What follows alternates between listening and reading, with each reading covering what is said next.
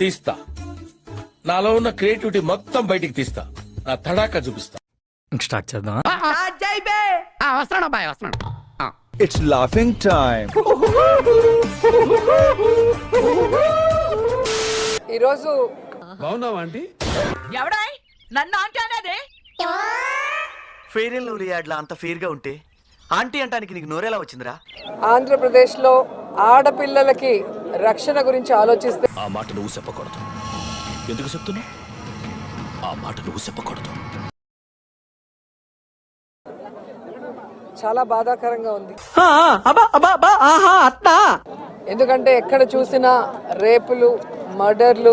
ఆ మాట నువ్వు చెప్పకూడదు. ఎందుకు చెప్తున్నావు? ఏం చేయగలరండి? నన్ను చంపగలరా, రేపు చేయగలరా? రేపు చేసే ధైర్యం లేదు, ఏం పీకలేరు. చూసారా సార్ వీడు డబుల్ యాక్షన్? పరమ దుర్మార్గుడు సార్ వీడు. ఏ సైడ్ సార్ వీడు? అండ్ ఆడపిల్లల కాలేజీ బాత్రూమ్స్ లో హిడెన్ కెమెరాలు పెట్టి తప్పు తప్పు తప్పు తప్పు తప్పు తప్పు తప్పు తప్పు తప్పు తప్పుగా మాట్లాడుతున్నారు. తప్పు తప్పుగా మాట్లాడుతున్నారు. ఏ విధంగా పైశాచిక ఆనందం పొందుతున్నారో మనం చూస్తున్నాం.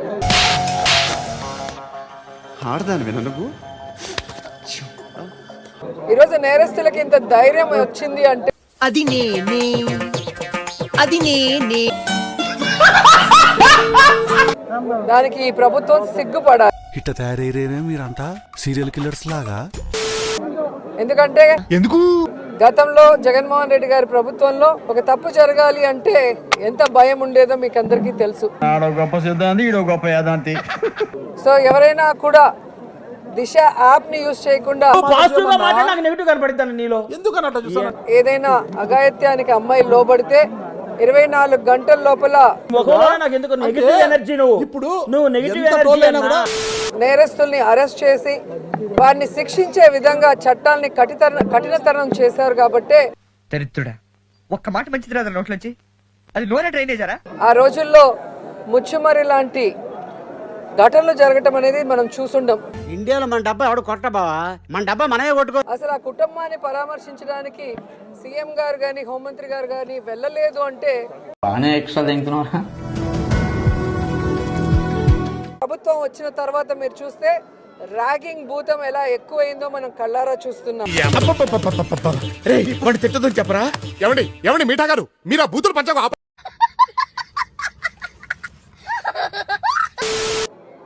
నారాయణ కాలేజీలో మెడికల్ విద్యార్థినిని ర్యాగింగ్ చేసి చంపేశారు. ఏం మాట్లాడుతున్నావురా? నరాలు కట్టయిపోయింది. గత 5 సంవత్సరాలు లేని ర్యాగింగ్ భూతం మళ్ళీ ఈ ప్రభుత్వం వచ్చాక ఇదిగో ఏమే, నువ్వు ఎంత గింజుకున్నా నా దందా స్టైల్. నేను ఈ ప్రభుత్వానికి ఒకటే చెప్పగలను. చెప్పు, ఏదో ఏదో ఒకటి చెప్పు. రెడ్ బుక్ రాజ్యాంగం మీద పెట్టిన దృష్టి, ఇంట్రెస్ట్ పక్కన పెట్టి అయితే ఏంది ఇప్పుడు నేను అనద్దా? ఇట్లా ఎగ్జామినేషన్ హాల్లో కూర్చున్నట్టు అందరం సైలెంట్ గా కూర్చోవాలనా? రోజా అవ్వ రాద్దాంతం ఏముంది, కాంట్రవర్షియల్ రోజా కావాలి కదా. కాంట్రవర్షియల్ కోసం వేదిక తిరుమల చేసుకోవడం బాధాకరం. ఏదో తప్పైపోయింది అంతే. అంతేనా? ఏదో సరదాగా మేమేముంటామంటే ఒక వేదిక ఉంది. ఇప్పుడు మేము ప్రెస్ మీట్ పెట్టాం, ఒక హోటల్లో బుక్ చేసుకున్నాం, ప్రెస్ క్లబ్ ఉంది, మాట్లాడతాం. నువ్వు మాట్లాడంటే తిరుమలకు వస్తావు. తిరుమల ఏమైనా నీ ప్రెస్ క్లబ్బా? అంటే అది మాట్లాడడానికి నీ అడ్డా అనుకున్నావా? నగిరి కాన్స్టిట్యూన్సీ అనుకున్నావా?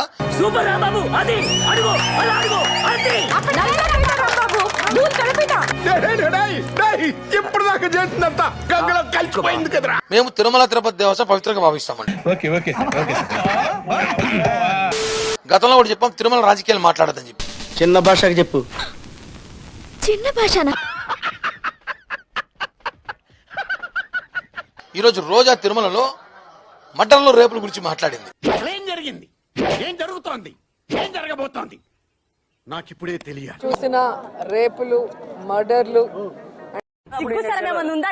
నాకు లేదు. అదే మరి ఉందా అంటున్నా. నాకు లేదు. మటన్లో రేపుల గురించి మాట్లాడడం చాలా బాధాకరం. అందులో తప్పే ఉంది, అది ఆర్ట్. శ్రీ వెంకటేశ్వర స్వామి భక్తుల మనోభావాలు దెబ్బతిన్నాయి. ఖచ్చితంగా రోజా మీద కేసు నమోదు చేయాలని ప్రభుత్వాన్ని డిమాండ్ చేయబోతున్నా.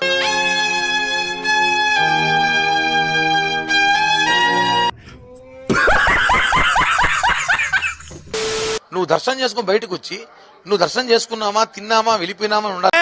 ఏం మాట్లాడతాడు నువ్వు? ఏం మాట్లాడతాడు నువ్వు? రెస్పెక్ట్ అంటే రెస్పెక్ట్. నువ్వు అధికారం ఏదో మంత్రి అనుకుంటున్నావేమో, లేదా టీటీడీ చైర్మన్ వాళ్ళ భార్య అనుకుంటున్నావో, లేకపోతే నువ్వు ఏదైనా మహిళా కమిషన్ చైర్మన్ అనుకుంటున్నావు, నాకు అర్థం కాదు.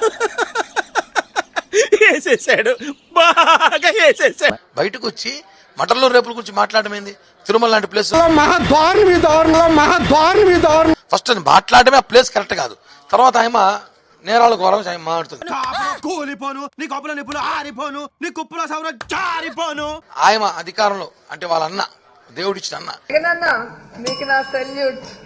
అధికారంలో ఉంటే ఒక్క సంవత్సరం ఇస్తాడు. ఈ 5 ఏళ్లలో వద్దులేండి ప్లీజ్, ఒక్కసారి చూద్దాం. వద్దు, నా కోసం I'm humble request. 2021 NCRB national crime record bureau వాళ్ళు ఇచ్చారు. అమ్మాయి అయ్యి బాబాయ్ ఆపే బాబాయ్ 17,750 కేసులు కాడని అఫీషియల్. ఇవి అన్అఫీషియల్ గా వీళ్ళు సెటిల్మెంట్ చేసి దందాలు చేసి భయపెట్టి ఇవన్నీ ఎన్నో ఉంటాయి. ఎన్ని ఎన్ని ఎన్ని ఎన్ని ఎన్ని ఎన్ని దారుణాలు సార్. ఇవన్నీ చూస్తే ఇంకా రాష్ట్ర ఓటర్ల కార్డు సమానం ఉంటుంది వీళ్ళది. ఇవన్నీ చూస్తే దీంట్లో 18,000 మంది బాధితులు, 1,204 రేపులు, 835 కిడ్నాపులు, 100 రాజద్రోహం కేసులు, 956 మర్డర్లు, 619 బాలికలపై అత్యాచారం. 3 ఏళ్ళు ఏం జరిగిందండి రాష్ట్రంలో? ఏం జరిగింది? అంతా మీ వైసీపీ వాళ్ళు డ్రామాలు ఆడతారు. ఆయన చెప్పాక ఇందాక ఆయన కాలీవుడ్, బాలీవుడ్, శాండిల్వుడ్, మాలీవుడ్ అన్ని వుడ్లకి ఆయన మేకప్ వుడ్.